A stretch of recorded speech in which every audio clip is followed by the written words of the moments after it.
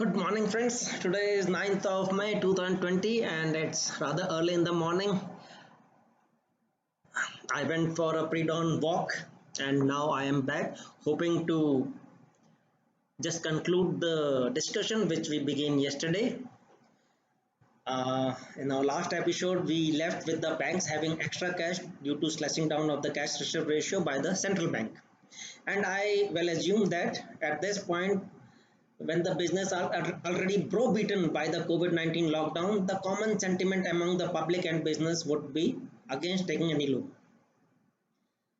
So the question was what happens with the extra cash that has been generated by the slashing of the cash reserve ratio. I must tell you upfront at my level, which is just the bottom end of the economy, it will be at best a good speculation.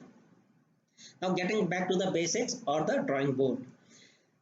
Now it is not only people, businesses, but also the governments that got. Many times the biggest borrower is the government itself. Now let's understand it this way that the government has two arms. One is the central bank and other is the central government. Usually the government owns the central bank, but it is different. Now the central bank is usually an independent entity, and why is it so? It is because it can make its decisions on economic merit and not be influenced by the public sentiment or the government itself. So it is basically responsible to regulate the amount of money and the credit in the economy by the instruments of cash reserve ratio, the interest rates through that repo rate we discussed earlier, and also by printing money.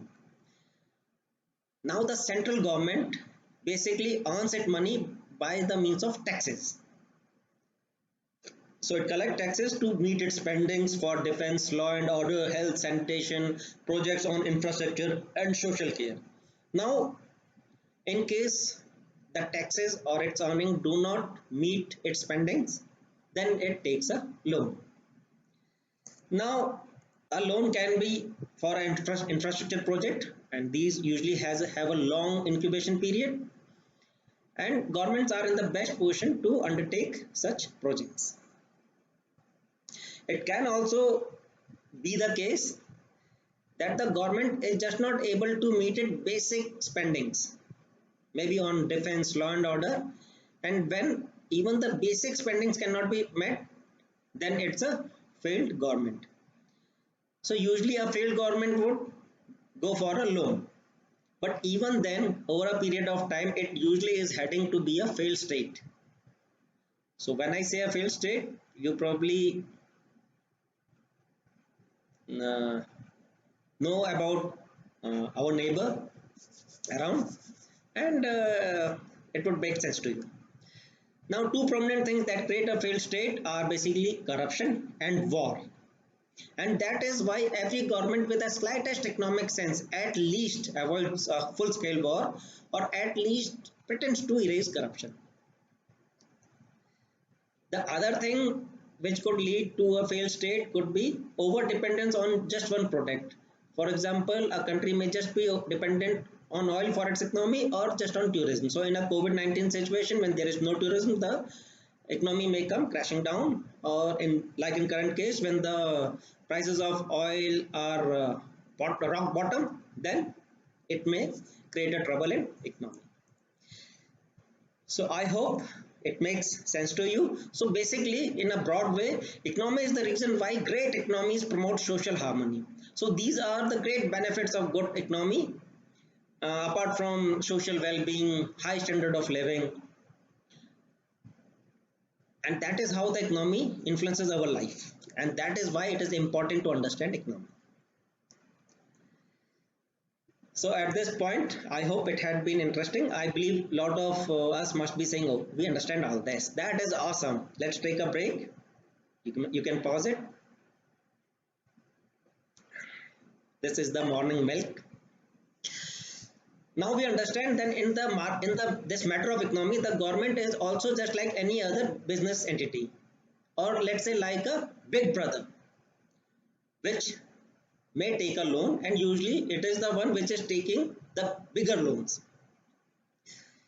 So there are many underdeveloped countries or developing countries which are staying stagnant in their position just because these countries are efficient in taking loans, but they are corrupt or inefficient in use of these loans.